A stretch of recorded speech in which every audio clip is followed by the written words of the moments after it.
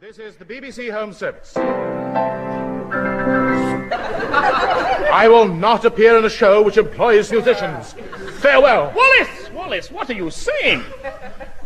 I'm sorry, Mr. Seagoon. I am a member of the Announcers' Union, and we've been instructed by Mr. John Snagge. I tell you, I won't have any black legs in the show. Then Ray Ellington hasn't a leg to stand on. Stop it! Stop it! I say stop it! I'm leaving. Just a moment. Just a now, moment. Walt. You can't go. We can't. Cuss, he's gone. And we've no orchestra. Never mind, I say. Never mind. Let me help you. I am Adolphus Spriggs, a non-playing musician. Allow me to do all the orchestral links. But supposing you're recognized by musicians, you'll be assassinated. Well, don't worry. I have disguised myself as a bale of tobacco. Saved in the nicotine.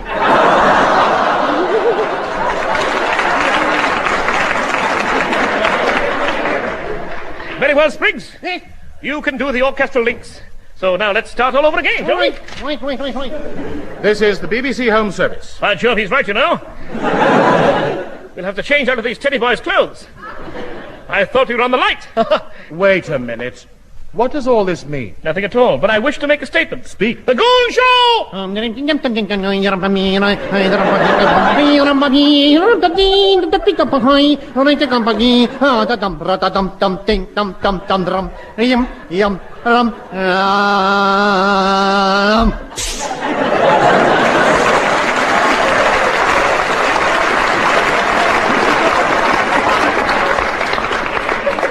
Well done, Mr. Spriggs. Thank you. I'm sure nobody noticed the difference. Look, just a moment. Isn't there an easier way of getting into the show? Of course not. It's the suspense that keeps them interested, you see. Some of our best moments in the show have been suspenses. Oh! There's no need to take it so hard, Wallace. Sellars, fill him up with antifreeze and lay him in the fridge. And above all, be careful of the Tuscan Salami. The Tuscan Salami? Attention, listeners. At this point, we should have had 4 sharp, dramatic semiquavers. And by gad, we will. Mr. Spriggs. Thank you. It was one day during my period of office as part-time strolling Prime Minister that I was handed the ukulele parts for Lohengrin. But he was out at the time. However, that night, 2 sound effects men knocked on the door. Come in. Buonasera, signor. I am the King of Italy. Splendid, Bernard Spear. Have a cigarette. You will find the machine and papers in my spare boot. Look, please, don't joke. I come to ask just one question. Well, make it quick. I've got to collect my Union Jack from the laundrette. Never mind about the Indian joke, mate. What's happened to Gina, the so beautiful female Tuscan Salami, what the Italian peoples are giving you as a goodwill present? Oh, she's in the zoo with her mate. Nothing to do with her mind. Gina, don't you ever read the newspapers? Not on my salary. 18 guineas for the evening news? I'd never have given that Macmillan a job if I'd known he's going to do. 40 guineas for a pencil. It's disgusting. Stop with this. You find that so beautiful Tuscan Salami, Gina, or it is war.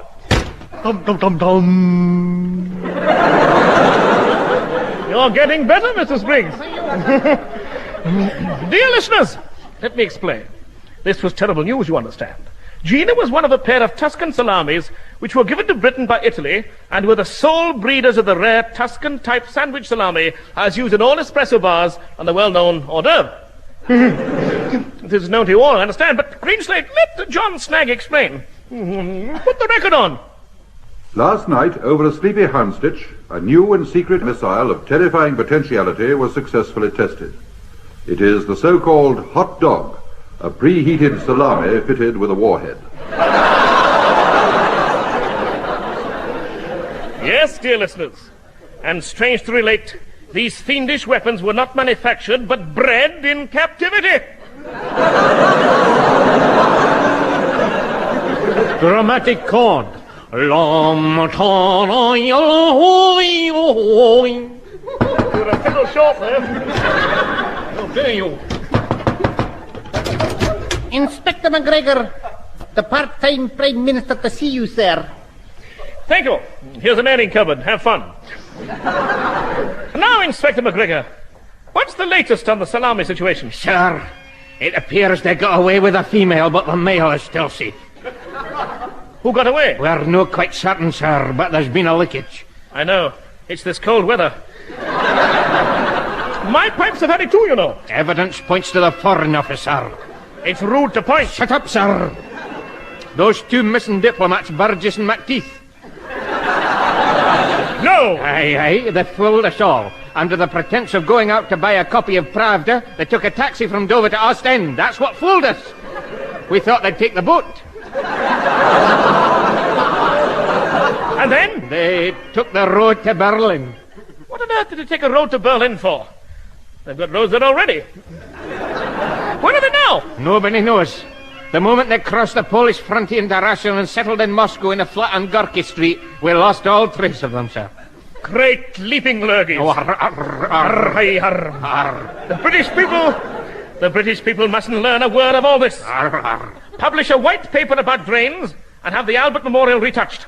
But wait a minute. If they only have the female salami, it's no good to them without the male. On the contrary, Professor Pavlov, the off-white Russian scientist,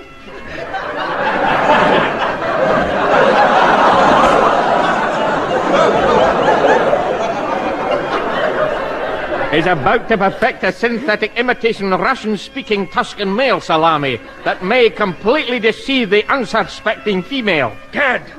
Then there's not a moment to be lost. McGregor, Arr, arr, take me to the laundrette. arr, arr, arr, arr, arr.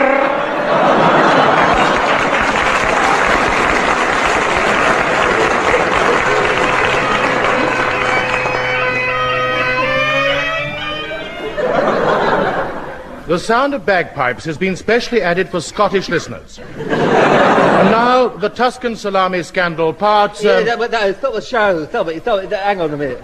I've got a beautiful boy singer here. He's got a song you never heard nothing like in all your natural. It's a marvellous new wonder song. It's straight from my own county down in the old island. Melody's got feeling, pathos, Samos, Guernsey, Rockall and Sark.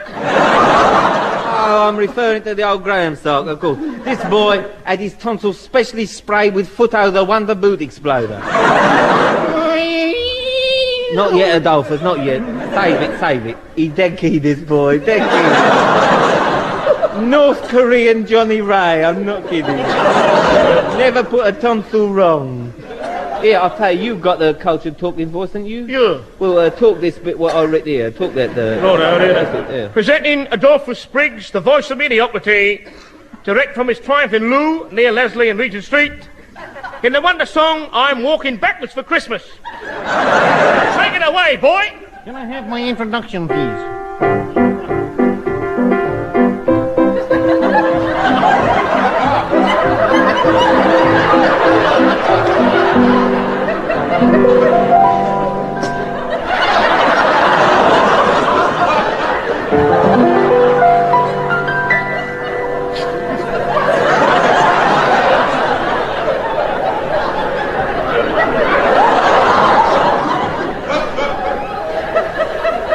I'm walking backwards for Christmas across the Irish Sea.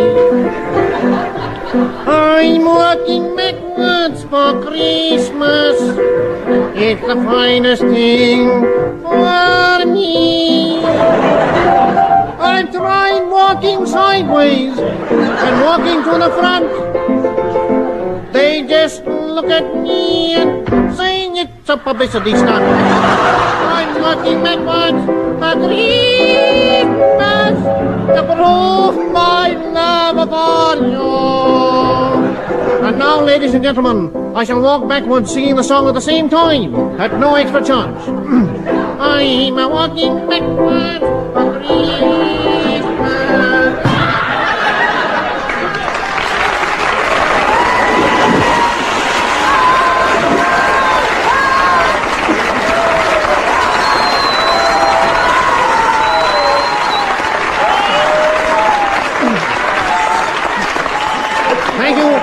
I'd love to give you an encore, but I'm too expensive. Thank you.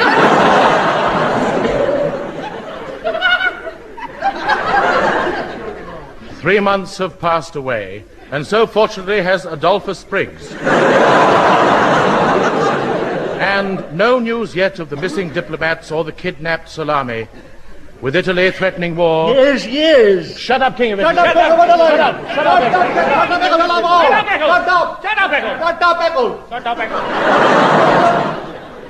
With Italy threatening war, the breeding of ground-to-ground missiles at a standstill, and with Arsenal 3, Tottenham 2, the situation was desperate. Yes. And what's more, from the zoo itself came the zoo manager himself bearing grave tidings. Hello. Oh, this is serious. What is? I just split my leopard skin tights. That leopard will never be able to wear them again. Stop these animal-type jokes. Are you really the manager of the zoo? Yeah, all them wild animals, I'm in charge. No wonder they're wild. What? Now, what's the trouble? Where am I? The chairman of the Zoological Society asked me to see you. He did? Yep. He wants you to fill a vacancy. Oh. Step in his cage. Don't be a Charlie. My soup's on fire. Oh, I'm sorry. Well, he wanted me to give you this telephone. Why? He's on the other end. Hello? I say, look here, I'm speaking from the Elephant House. Oh, a trunk call. The elephants don't wish to know about that. No, it's this male Salami. You mean old Fred? Yes. He's starting to pine. You see, he's shrunk quite a bit already, and if we don't get Gina back quick, he'll be down to the size of a small Frankfurter. That's no good as a guided missile. Yes. Well, leave it to me. I'll think of something. I've got it. We must send 2 absolutely trustworthy Foreign Office types to Russia to steal Gina back again. Hello? Labor exchange? Yeah, where's that please, Bill? Can you send up 2 absolutely trustworthy Foreign Office types for top secret duty? Oh, you might call it. Thank you. Sorry we're late, Neddy, but we only just got the message. Sapristi, stolen salami. What do you want us for? Just a minute.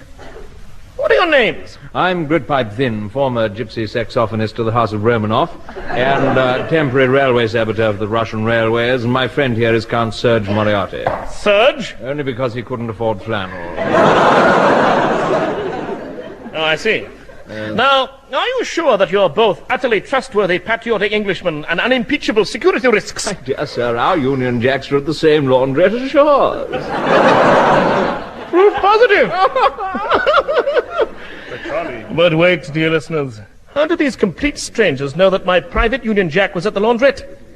Is someone talking indiscreetly? Wait here, gentlemen. Wait here. Help yourselves to a glass of samovar from the saucepan on the hob. Be gone. Quick, rifle his desk, photograph the plans of the male Salami, telephone the Kremlin, and mind that bust of Queen Victoria. Right. Meanwhile, I'll play 2 quick choruses of When I'm Cleaning Windows on my leather euphonium just to cover any noise. Now, get going. Right, here you go.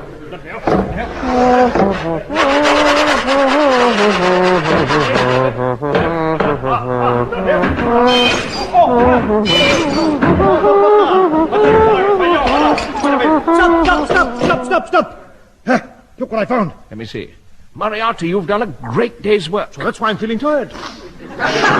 You Siberian spy, do you know what this paper is? It's the plans of a female Salami. But we don't need them. What? Our agents, Burgess and McTeeth, took Gina, the female Salami, with them to Moscow. That's what the world and Beaverbrook thinks. The truth is quite otherwise.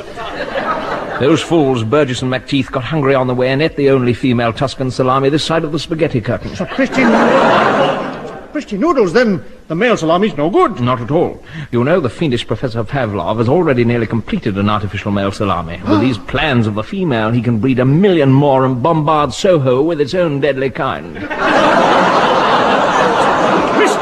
Christy, then this means... Yes, the Tuscan Salami Scandal Part 3, which begins with a substitute for Ray Ellington.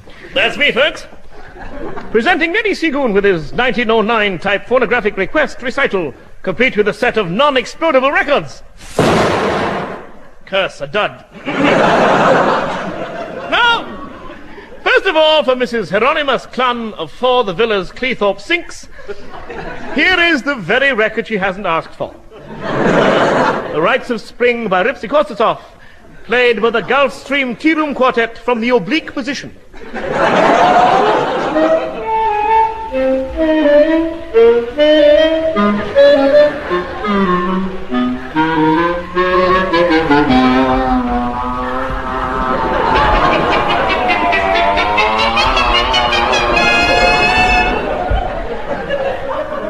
Thank you.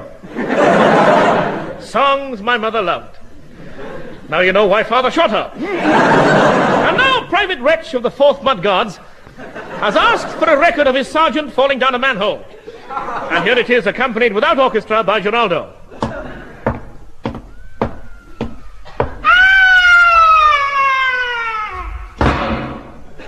Ah, yes, patriots all. Now on the serious side, Elsie Sprugg and Gladys Legg of Rowton House Champagne Bar have asked for a record of Sir William Cludge conducting the 4 in Jeopardy with me bracket accompaniment and silent dogs with the mass bands of the Hybrid Sparhees Banjo Society and the 4th Coolies Harmonica Chorus, recorded in the natural surroundings of the living room of Jim Davidson's saxophone parlor and part-time egg hatchery with a solo by Rabbits and Landor. Well, Elsie and Gladys, we haven't got it. But here is a record of Fred Clute and his Nubian Monsters playing cribbage.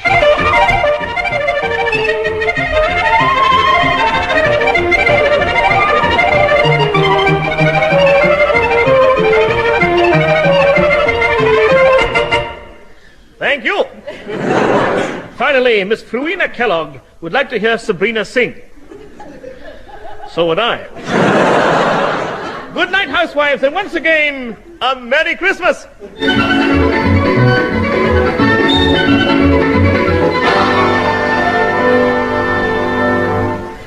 And so, Neddy C. Goon packs his horn-type phonograph and collection of chipped cardboard records.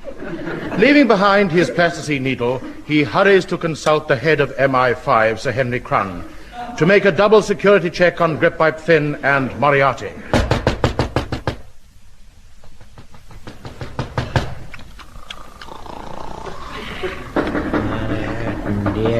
Dear. Why must people call in the middle of the night? Why can't they come at a reasonable time? Min? What? Yes, buddy. But somebody knocking, Min. Yes, Henry, yes. Somebody knocking. Well, one of us will have to answer the door, Min. Oh, you answer it, Henry. I can't find my boot in the dark. Well, then turn on the light, Min. I can't, Henry. Why not? When it's dark, I can't find the light.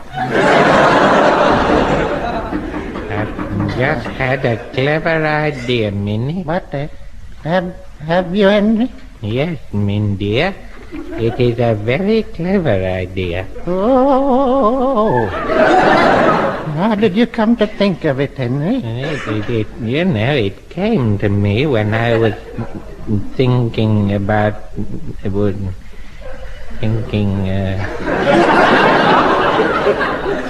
Min?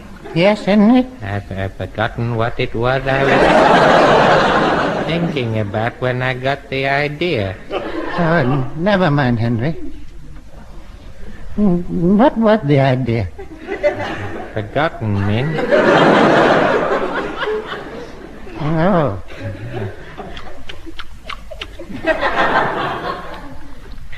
Min? Yes, Henry? He stopped knocking me. Oh, dear. Perhaps he's gone away, buddy. Dear, what a pity. Why, Henry? I just remembered the clever idea. Oh.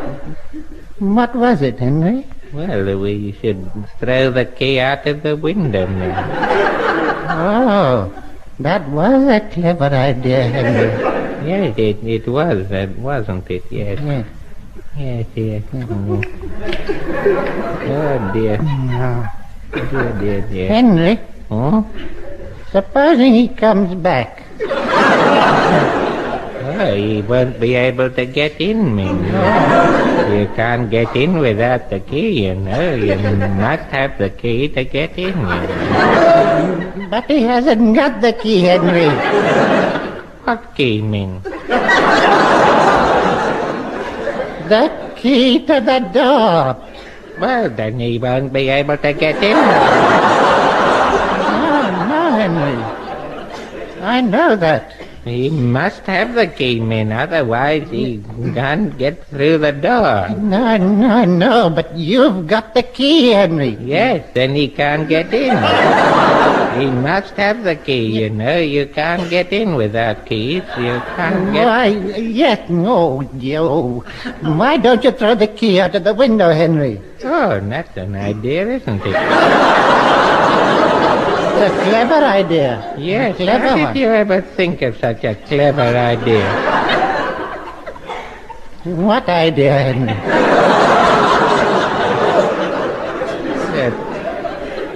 The idea that what was the idea? I don't know. I have no idea, Henry. But you said you had one, Min. Had one what? That's what I'm asking you. What are you asking me about? You stupid old... What? I was asking you... Don't you start shouting at me again. Oh! Once round the room does me good, you know. Oh, dear. Knocking again, Min. Oh, I know, Henry, I know. One of us will have to answer the door, Min. You answer it, Henry. I can't find my boot in the dark. Hey there! You don't want to come down? Throw me the key and I'll let myself in! Throw him the key, Henry. That's a very clever idea, man. I'll just open the window. Watch out! Here it comes. That's it! I missed it! It's gone down the drain! There, they've fallen down the drain. Now he can't get in, Min. He can't get in without the key, you know. I wish he hadn't come. Why did he have to come, I Min? don't know, Crumb. You'd better ask him. I don't know. I don't. Right. That's an idea. I'll ask him, yes. I say, why did you come? Well, aren't you Sir Henry Crumb, head of MI5? He wants to know if I'm Henry Cran, Min. Well, tell him. I've got to tell you, I'm Henry Cran, head of MI5. What do you want, sir? Do you know anything about two men called Gridpipe Thin and Moriarty? Do I know anything about two men called Gritpipe Thin and Moriarty? Yes, Min? you do, Henry, yes. Yes, I do, Henry. Well, do you consider them absolutely trustworthy? I can't hear him. No, it must We put the should key- never have come to live here at the top of the Albert Hall, you know. Well, give him an evasive answer. Tell him to clear off, buddy. Clear off, buddy. Clear off. The fools! Can anyone here tell me anything about Gridpipe Thin and Moriarty? I can make it in.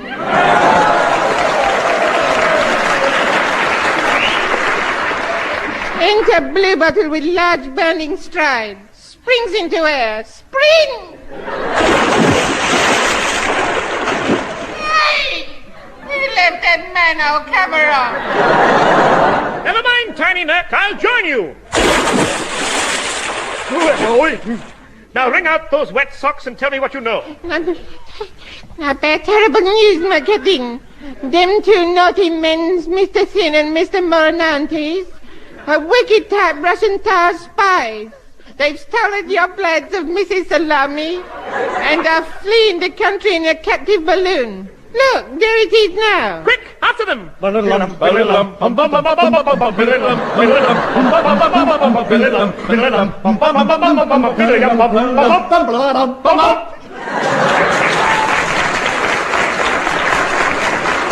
Bicycling rapidly to Victoria Coach Station, Seagoon hired a self-drive charabang with anti-spy hook and forced jet salami gun. In a matter of weeks, they had reached the Chiswick Alps, and the balloon was directly below them. Look! Look, that balloon! There's something suspicious about it. Hand me my binoculars. Yes, the envelope is addressed to Moscow. You can't fool me. That's no balloon, it's a MiG fighter in bloomers. Driver! What do you want? I'm in the bar. We must attract their attention. Send up a smoke signal and tell them to come out with their hands up. I'm sorry, no smoke signals. This charabang's a fumeless carriage, madam. I'm not madam. At your age, it doesn't really matter, does it? Pass the soap, would you? Then load the salami gun with this ground-to-ground explosive sausage. Oh, I'm sorry, we haven't got any explosive sausages in stock. Cardboard courier blue bottle. Yes, Captain. Take your socks off and slide these rockets up your boots. How much a day, madam? Harm can come to a young lad like that. They tickle. Right, now get into this long barrel. All right, Arden. It's all dark in here. Just like Piccadilly Underground and... Quick, close the breach.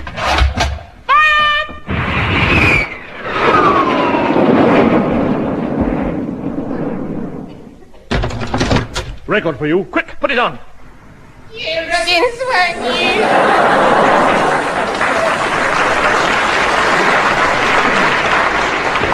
Curse it, missed. We've wasted an entire blue bottle. Wait a minute. Where's that balloon? It's not ahead. It's not astern. It's not on either side of us. Meanwhile, directly above them... They're right underneath, Moriarty. Release the piano. Piano away! Meanwhile, directly below... Bloodknock? Have you ever had the feeling that you were going to be struck by a piano? What? What nonsense. We're not the type.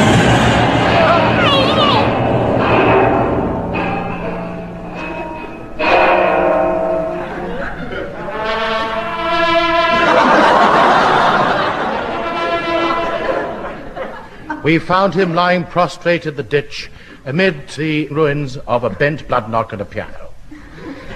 Gently, we raised his feet. Have they escaped? No, sir. They were shot by the customs for leaving the country without a piano. Good work. Then there's just one question left. Has my Union Jack come back from the laundrette? Yes. Good. Lay it over me. This floor's parquet. And so we laid him on a parquet floor.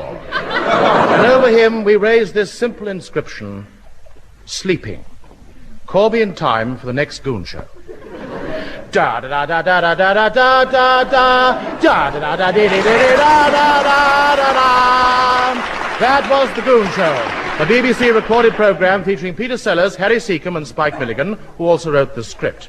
We also heard from Adolphus Spriggs, the North Korean Johnny Ray, and the Three in Jeopardy, unaccompanied by the orchestra, not conducted by the conductor.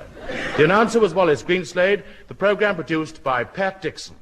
Now, ladies and gentlemen, will you please stand for the signal?